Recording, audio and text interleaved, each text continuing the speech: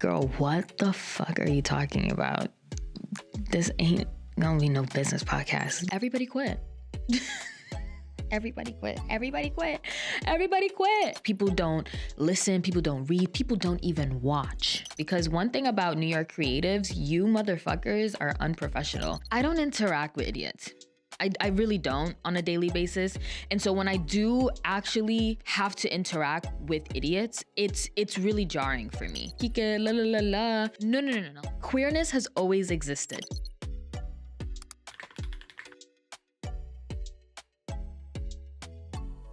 Guys, welcome back to On Our Terms, hosted by moi, Ismatou Bah.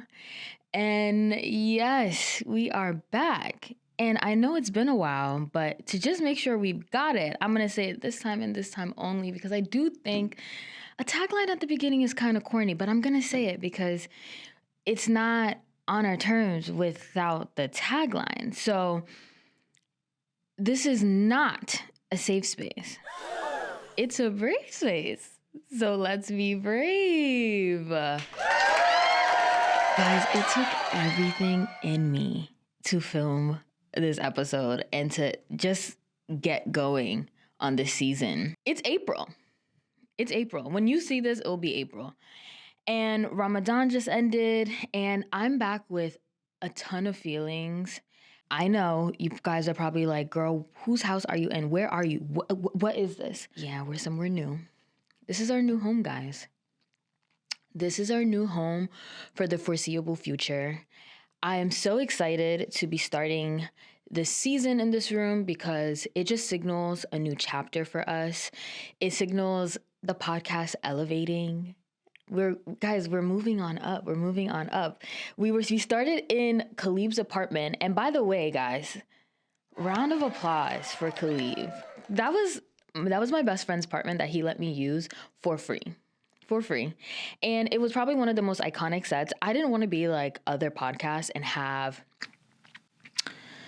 the same set as everybody. You know, everybody goes and shoots at that one studio, which, by the way, I had a horrible experience at. Well, not horrible, but I did not enjoy my time there. I did not like it. And so when I made the decision to move the podcast, I knew I wanted it to be in a space where I felt comfortable. And this new home is comfortable. It's great. We're going to have friends in here. We're going to have family up in here. Y'all are up in here with me because we're going to be here week after week after week. And honestly, it has been critical to me being able to sustainably run this podcast. And so I'm excited. Last year was tough for the podcast. As you guys know, I was sick. I had kidney surgery. And then everybody quit. Everybody quit. And that was hard to grapple with because, you know, it was my two best friends and people always ask me, oh my God, how's the friendship? We're still friends. It's fine. But we're not working together. And that was a huge transition for me. And emotionally, mentally, physically, I was also chasing other goals at the same time. And the podcast just was not a priority, but this year it is. And I'm fully leaning into it as this hobby that I really do hopefully can take full time because I do love talking in front of the camera. I do love the community that we have built. I still hope you guys are still around. I think for me, this year, launching post-Ramadan, I thought I would launch. I filmed the entire Ramadan episode, but I couldn't air it. I just did not have the mental capacity to air it. And I filmed it in my house, and I realized I actually don't want to film any episodes in my house. Like, my house is my house where I sleep and rest and chill and vibe. It's not where I record the podcast. Like, this is the space for the podcast, if that makes sense. And so essentially I decided that once everybody quit the podcast, I kind of had to go back to the drawing board and figure out, all right, what is it? How am I going to run this sustainably? I don't think at any point there was a time where I was like, I'm not going to continue this podcast because it really does bring me joy. I love sitting down, writing down my thoughts and getting in front of the camera to speak to you guys, but not even just in front of the camera, getting in front of the mic to speak to you guys. Cause some people literally just listen to me. They don't ever tune into YouTube. And I knew, because now I'm a one-woman show, I need to take away the biggest stressors, everything that's giving me anxiety, which is the logistics. We used to film our episodes in batch episodes. And so literally, I would work my 9 to 5 Monday through Friday. And for people who don't know, I work in tech. And then Saturday and Sunday, I would film 2 episodes each day, back to back. And then I'd go back in on Monday and continue my job like nothing happened over the weekend. And that was draining, definitely burnt out. This model is a lot more sustainable. When I have a guest, I can film the episode after work. I can film it before work, like I am doing right now. Or I can film it on the weekends. Filming one episode at a time is a lot more sustainable for me, and also actually allows me to lean into each episode with a lot more energy and feel less stressed. I remember going into shoot weekends, I had so much anxiety because I have to show up and bring the energy for 4 different episodes, change outfits, not to mention managing, getting the equipment there, getting the videographer, getting the audio engineer there, as well as catering lunch, because all of these people are working for me, not at market rate. You know, they just really believe in me, which is incredible. And I'm so thankful. And, you know, even though I'm a one-woman show now, I am incredibly grateful for each and every person that has poured even a second of their time into this podcast.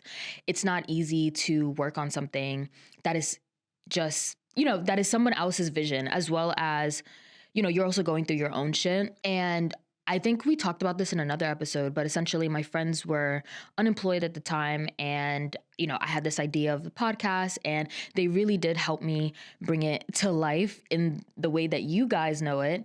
When we first started talking about this podcast, I was like, it's going to be a business podcast. And all of my friends were like, girl, what the fuck are you talking about?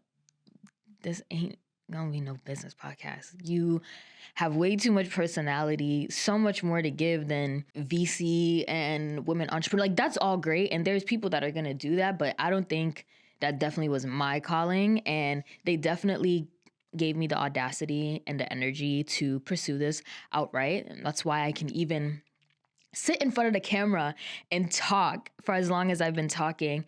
I wish you guys were there the first day that I filmed my episode. It was so uncomfortable. It was so exhausting. But everybody, it was like 8 people in that room, and everybody sat with me and we worked through the uncomfortable parts, which was, it is really hard to get in front of a camera and talk. And now it almost feels natural to me to get in front of the camera and chat. But before, it was not like that at all. So yes, let me bring it all back. Today's episode, we are going to be reflecting on Ramadan, talking about the last few weeks of Women's History Month, and then going into what I've already been chatting about, which is just the direction of the podcast this year.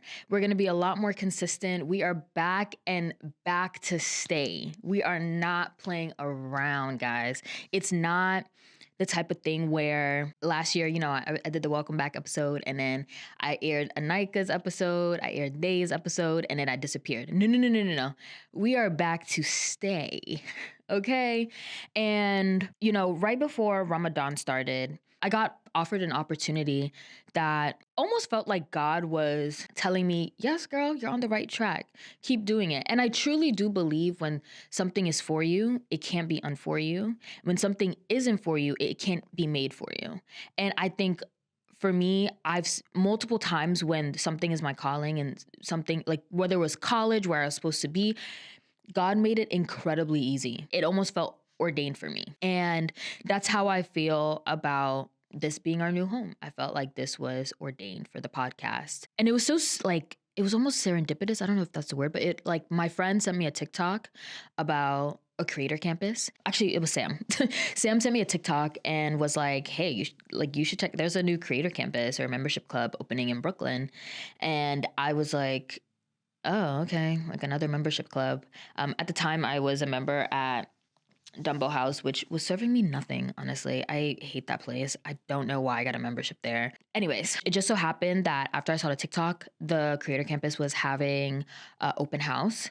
And so I came, met with a few people, and met with the head of membership, learned more about the campus, and it honestly genuinely felt like a great fit.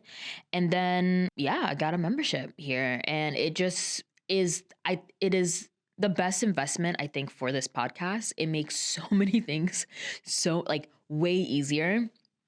And we've already filmed a few episodes here, which I can't wait for you to see.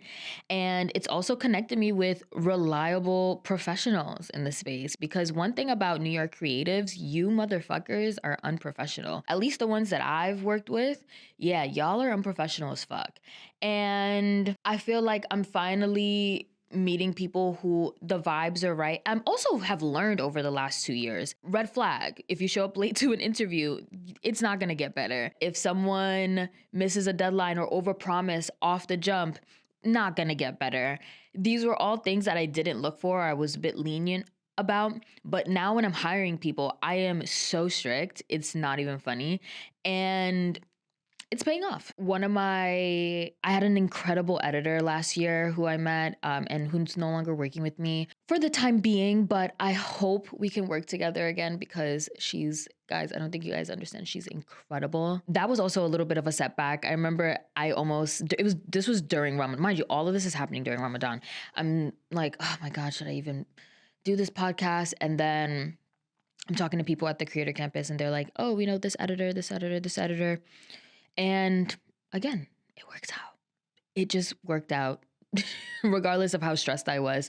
So this is all to say, what's for you literally is for you. And what's not for you can't be made for you. Ramadan was amazing. It was really amazing. I was disciplined for the most part. I definitely started off strong. It wasn't perfect, but I started off strong, and I was doing the things that you do during Ramadan, which is fast, pray. I spent most of it alone, honestly, and I don't regret that. I really don't regret that, because there's something really beautiful about spending your suhoors alone. I know it's a time for community and being with family, but I don't really have early memories or great Ramadan memories growing up, because I spent most of my time away at boarding school where Islam didn't exist on that campus. I don't really have that many memories of Ramadan with my family. And then the ones that I do have, they're pretty recent, and they're a little bit all over the place, and I was in a weird space with my faith. And so I would say, since I moved out, Ramadan has honestly been better, just because of the circumstance. It just so happens, as I move out, I grew closer to Islam. And then I also just have the space to think and focus on my iman. I've really appreciated the stillness. I think there's a stillness to Ramadan that is really comforting, especially because you're going through the motions with your community members, friends, family. It's nice. I think when building something like a podcast, everything feels so electric and intense. And I thought I would be able to relaunch during Ramadan, but I realized that I really don't want to pass up this opportunity, because Ramadan happens once a year. It's 30 days.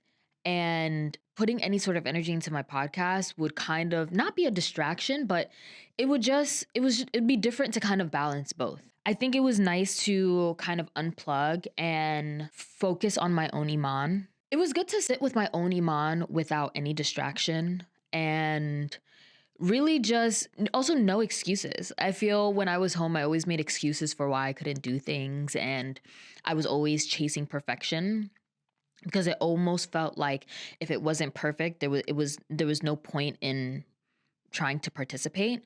But what I realized is, at least when celebrating Ramadan alone, is that it really doesn't have to be perfect. And I know we talk about it all the time, but it's really hard to believe in that. I'll illustrate what I mean by that. I was going strong going into Ramadan. Cleaned my apartment, I prepared everything, I had my meal prep going, I had my schedule, I was working out. Then my period hit. As all things, then my period hit, and I just lost momentum. After my period, it was incredibly hard to fast. I did it certain days, but certain days I didn't. And on the days that I did, there were times I struggled to make it to prayer. On the days that I didn't, I was like, you know what? I'm not fasting. The least I can do is hit prayer 5 times a day, right? And I was really down on myself. But then I was talking to my little sister, wise one, and she was like, it's really about the intention. She was just like, just go and pray. And I was like, really, I was getting down on myself. I was like, damn, here I go, messing up Ramadan. Ugh, like, when am I gonna grow up? Like, I'm pushing 30. I can't be messing up like this. I need to be serious. Da, da, da, da, da. I was spending more time being hard on myself than actually just doing the things. I was struggling to wake up for suhoor, so it was making it really hard to fast because I really do need to eat. I'm just that type of girl. But I kept up with my lectures. I kept up with, making my duas, journaling. Those were consistent. It was all the other things, but I was really proud of myself. And then the last week of Ramadan, I actually had planned a ski trip that I had fell during Ramadan. And so I was in Colorado skiing with a friend for the first time on one of the highest mountains in, I think, North America, they told me. And something about being that high up, altitude sickness, migraines, basically it became very hard to fast. But those days kind of also, it didn't happen. And then I landed and it was Eid. That's all to say. How I started Ramadan is not how I ended. I'm not necessarily proud of that. I'm not encouraging that behavior. But I put forth more effort this year than I have in any other year. I've cared more this year than I have in any other year. And I think that speaks to my growth in my love for Allah. I hate saying things like that because it makes it sound like I'm like a religious girl, because I'm not religious. And I say that proudly. I'm not religious. I definitely am spiritual. I am Muslim. I love God. I think I respect the Quran. I'm a follower of religion in that sense. I do grapple. As you can see, I'm struggling here. I have a lot of qualms with the way I was raised in Islam, but I also have a lot of respect for the religion. I think there's a lot of great teachings in Islam, teachings that I want to pass down to my children if I ever have children one day. I value dating someone who has the same religion as me, because I think this is something that we can bond over. I think religion can increase intimacy between you and your partner and allow you to, I don't know, it would be a dream to be able to build a family based on the principles of Islam. I think it's really beautiful. I'm also aware with what comes with Islam. I also, struggle with the history of Islam in West Africa and, how it got there. These are all things that go through my brain. And so I know a lot of people shit on people who have strayed away from Islam. I would definitely say at some points I definitely strayed away from Islam, but I'm back. I am back, baby. And people will say their things. As you can see, I'm stumbling a lot because it's hard for me to talk about why I am still Muslim. But I think what it comes down to for me, I'm gonna be straight up, is I definitely am more scared of what it means to not be Muslim. Like, being atheist is not really a choice for me, just because I think it's scary to just be in this world is psychotic and inexplicable at times. I think to go through life, for me, going through life without any belief system, no belief in a higher power, is scary. Yeah, it is scary. It's not even about, like, yes, there's a whole part of, my family and how they would feel and all those things, but no, there's also, like, how do I make sense of things that don't make sense? There are things that happen around us and to people around us that make no sense. And I find comfort in having a higher power that I believe in, that I can be like, you know what? He's looking after me, or he's doing this, or even if it's not real, you know what I mean? Like, for me, I find comfort in that, and that allows me to stay sane in this psychotic world that we live in. That may not be a good enough reason for people, and that's fine. But that's one of the biggest reasons for me. And, there was earlier in the month, I think there were a lot of videos on the internet where people were like, I'm Muslim, but I'm not fasting. And people were outraged, and they were like, well, then you're not Muslim. Well, then you're not this. Well, then you're not that. And telling people XYZ, you're haram, da da da. The Haram police came out. And I found that really sad. Like, Guys, if someone is coming on the internet, yes, they're saying they're not fasting, right?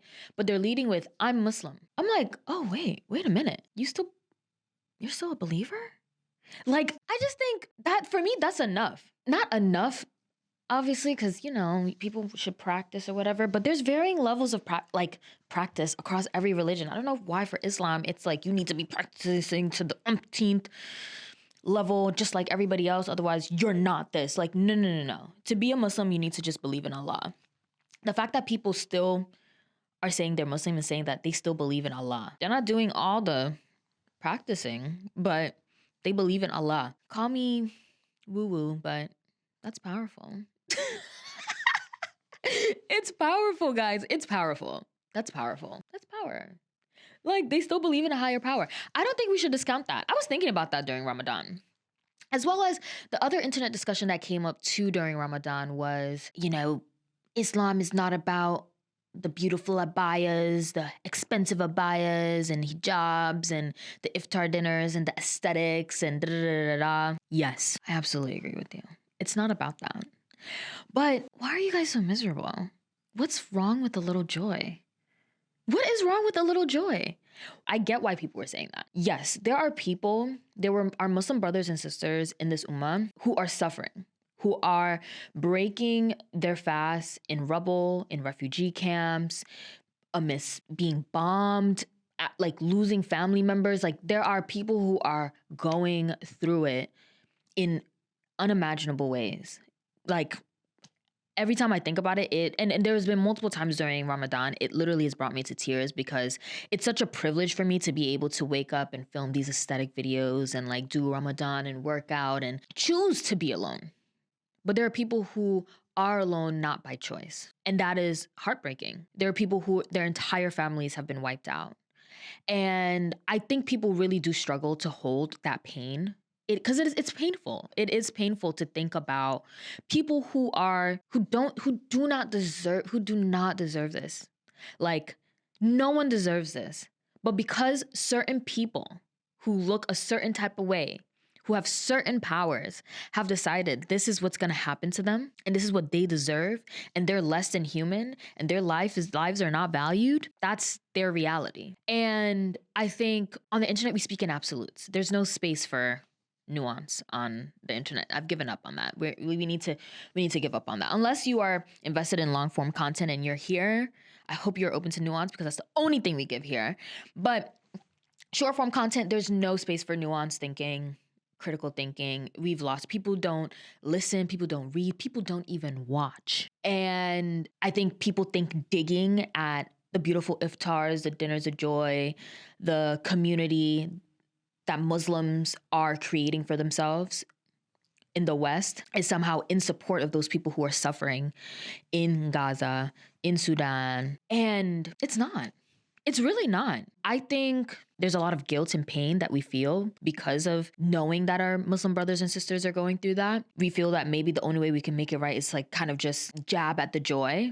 But I think we can make space for both. Why? Because I think Muslim joy is resistance in a way. I think we live in a country where post 9/11, people like me grew up not wearing the hijab because they didn't feel safe. There was no representation of Islam in the media, positive representation of Islam in the media. TikTok is so revolutionary in that aspect. The fact that I can see so much Ramadan content, and yes, the aesthetics are beautiful, and it's not about presents, it's not about gifts, but if you are raising your Muslim kids in a predominantly white environment, predominantly Christian environment, I think it's important to show them that our religion and our faith is joyful too, and build positive memories for your kids. I don't think that hurts anybody. And Muslim joy is powerful. It really is. Like, I know it sounds very woo-woo, but like, it's powerful. It's really powerful. And it's very recent. TikTok has kind of democratized the media that we see and we consume, and the way that people can make and reach people around the world. It has definitely impacted my view of my faith and how I want to interact. It's built pride for me in being Muslim and wanting to be a visible Black Muslim woman, not necessarily by wearing a hijab or anything, but claiming it and talking about it and talking about my journey, and not necessarily being and showing that there's not one type of Muslim woman, not one type of Black Muslim woman. And no, I don't wear the hijab, but I'm just as Muslim as those women that are hijabis, period.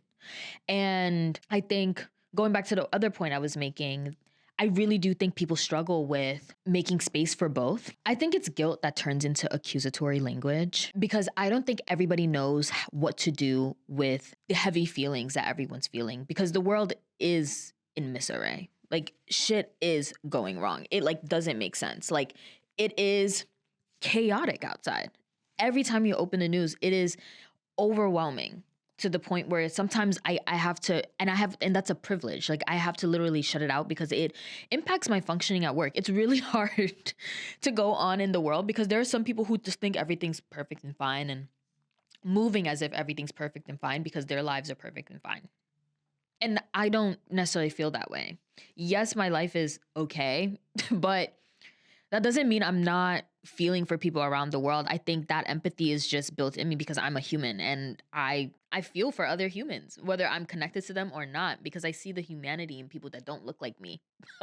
And once you realize that not everybody's like that, it is really hard to wrap your mind around that. Really, really, I'm serious. Like, it is really hard. I know you might think it's like I'm exaggerating, but no, it is really hard to wrap your mind around the fact that some people don't give a fuck that people are dying around the world. And I think as Muslims, it's in our deen. Like, I think empathy, humanity, kindness, peace, that is all the teachings that we were raised on. So it's really hard to turn the blind eye. But all in all, I think we can make space for Muslim joy and celebrate the beautiful iftars and the abayas. I do think it's crazy when Muslim creators be trying to sell you things during Ramadan. That is crazy to me. That's crazy to me, because I do think Islam is anti-capitalist. So you trying to sell me anything during Ramadan is kind of crazy. But I'm not mad at the content.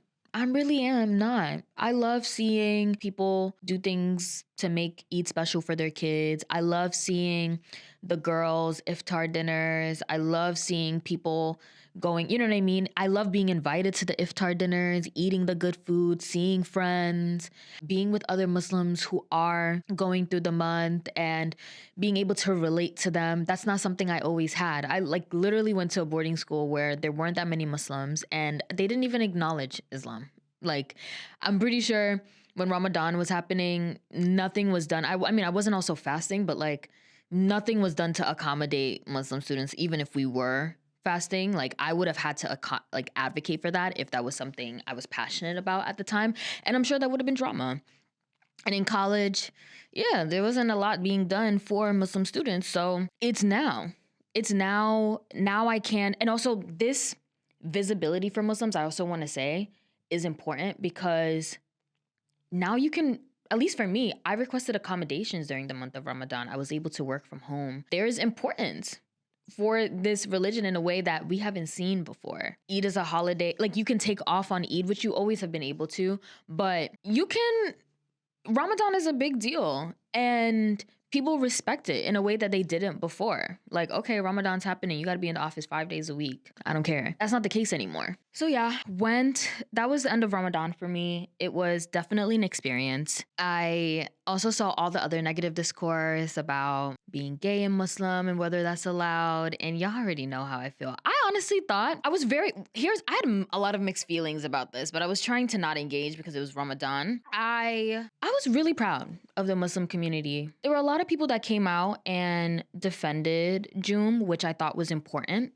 That's not what y'all were doing 2 years ago, by the way, because I was having a discussion on the internet 2 years ago and people held hands on the internet and tried to jump me. But I'm not salty. Y'all tried to jump me and my brother Amazu. I was definitely feeling that type of way because I was like, where was this energy 2 years ago when I aired the episode? People were LMFAOing. The same people that were LMFAOing and liking and reposting and ha he he to the homophobic boys that were making content, homophobic boys and girls who were making content insulting people's looks, insulting people's intelligence, all because I said gay people exist in Guinea. was ridiculous because clearly I wasn't wrong. Gay people do exist in Guinea, and the people on the internet are the proof. The gay Guinean boys on the internet are proof that queerness exists in West Africa. The reason at that time I didn't respond to anybody regarding all of the ridiculousness on the internet was because, one, I don't interact with idiots. I really don't on a daily basis. And so when I do actually have to interact with idiots, it's really jarring for me because it's just not my norm. It's really just not my norm. And so when people were literally foaming at the mouth, there are no gays in Guinea. There are no gays in Guinea. Guinea doesn't have any. Guinea, you're saying there is absolutely, as if you know every person in the country, there are no queer people in a country? You're bizarre. You're unwell. You're dumb. Like, there was nothing really, anything I would have come out on the internet and said would have just been insulting. And so I didn't feel the need to address it because the girls who got it, got it. And yes, there was a lot of noise and hate, but to this day, there are people who are queer. There are people who do have queer family members who came in my DMs and were like, thank you. Thank you for even acknowledging that we're here. That did a lot for people. That saved people's lives. I love that this month during Ramadan, while we have a bunch of weird people on the internet who cannot accept that people are going to be who they're going to be, whether you like it or not, whether you make space for it or not. Times are changing, not in the sense of, you know how people love to say, you know, the world, hakike, la la la la. No. Queerness has always existed. Now, whether or not people are safe enough or people can acknowledge this or can be open and share this, they're now brave enough to be able to share this. But to think that queerness is a new phenomenon, no. And that's what the point of the other episode was, which is that queer people have always existed. And they will continue to exist, whether you like it or not, whether you make space for it or not, whether you want to turn a blind eye to it or not. These people are humans. And I'm so proud that we had the conversation 2 years ago. And I'm also so proud of all the queer people who are living in their truth and living their best life and winning. I love the visibility that Joom has. I've been a Joom stan since he was in Starbucks, making them drinks, acting a mess, doing the TikToks, making TikToks on the train. Like, I am so proud of his growth and the audacity it takes to be visible. And I say that for Black Muslim women as well, you know? I think it's really hard as an African woman to make content like the content I'm making about the topics that I care about, and to allow all parts of me to exist in front of the camera. And to put it on a stage for everybody, because the internet is a stage. And I think a lot of the times, people always tell me all the time, like, girl, I love your podcast because Lord knows I couldn't do it. And I get it. I don't even feel offended by things like that because I struggle doing this. I struggle with relationships in my life, family relationships in my life, with deciding to do this. I don't know why I feel called to do this or want to do this. It's almost like an outlet for me, but also I'm also weighing it with the fact that I'm also not even a professional at this. I didn't go to journalism or major in comms. I have really struggled to be better at public speaking, to be able to do this podcast. This podcast is truly exposure therapy for me. For all the things I feared my parents ever finding out about me, for all the things that I have feared to kind of live out in my truth. I was joking with Amadou 2 years ago that I've kind of had a similar coming out story to my parents in a way in my 20s, because while I'm not queer, or am I? I'm joking. Well, I'm not queer. Being able to share my views on marriage, on sex, share my views on just life in general that are vastly different, vastly progressive, way more progressive than my parents could have ever imagined, was and the thing is, like, I didn't even come out. I kind of just removed myself from the situation because I moved out. And I know it's been very disappointing for my parents in a way, and I don't think they thought this is where I would be in my life. In many ways, this podcast is like a failure to them in terms of raising me, and that's been hard for me to grapple with because I'm so proud of this platform. I really am. Not because it's going to be the biggest thing in the world, but it's meant so much to me because I'm not lying about what I care about or who I am or what I've done. I'm just being honest. And the reason why I can do this, don't get me wrong, girls, is because I have my own money. I have my own money and I can do and say what I want. And there's not really much that anyone can do to stop me. And that's not to say on some like I'm some big bad wolf, but I've bought my freedom in a way. And not everybody will agree with me. And, you know, I make space to give people who don't understand me or understand why I think the way that I do or I believe in the things that I do. And I don't necessarily think they afford me the same grace, and they don't have to. But I give people in my life that I love grace because I think it's important. So yeah, you know, I've been rambling now for a minute. But so much happened during Ramadan. So much happened on the internet, in real life. I think I mentioned to you guys earlier, I went skiing towards the end of Ramadan, and that was such a incredible experience. I'm definitely going to be a skier, guys. And it's really hard as an adult to try new things that you're not good at. And I definitely, skiing is not, it's not an intuitive thing. It's not something that has come easily and will come easily to me, but I'm going to go back and keep trying. I'm going to hit the slopes. I went up on the Green Mountain twice, which is incredible given that I couldn't even snap into my skis before that week. And so I'm thankful to be able-bodied, to have health, to have the means to be able to go skiing. I think all Black people should go skiing. Seriously. I know y'all be like, that's some white people shit, but I don't even really talk to people like that because I think that's so ignorant. Because like, what does white people own? Like, what do white people own? Anything that Black people want to do, they can do. I think every Black person in the world should try it at least once or twice. I'm not saying everybody's gonna love it. I know some people are gonna be like, hell no. Sometimes when you're at the top of that mountain, it feels like you're gonna die, but you work through that fear and you lean in. You literally lean in and you just go for it. All praise to the Most High to be able to do that. I'm absolutely going to be a skier. I only did 2 days this year, but next year I'm hoping to do multiple weekends.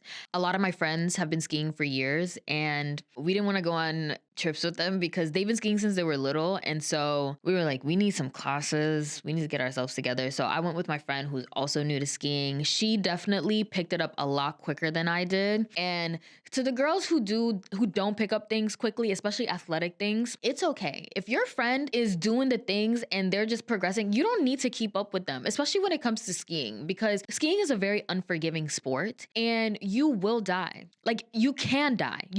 I won't say you will die. You can die. So you need to be guided. You need to be honest with yourself. You can't just go and be doing things that you've never done before and pushing yourself because you literally could die. I skied into a tree. That was my sign that I needed to get off the mountain and go back to that bunny hill. I don't need to keep up with anyone. I felt this pressure. I remember at the beginning, I was like, oh my God, I want to keep up. But I just couldn't keep up. And I am a risk averse person when it comes to things like that. I hate jet skiing. I don't chase thrill like that. I do appreciate the experience of skiing. My legs were sore as hell for the week after, but it was fun.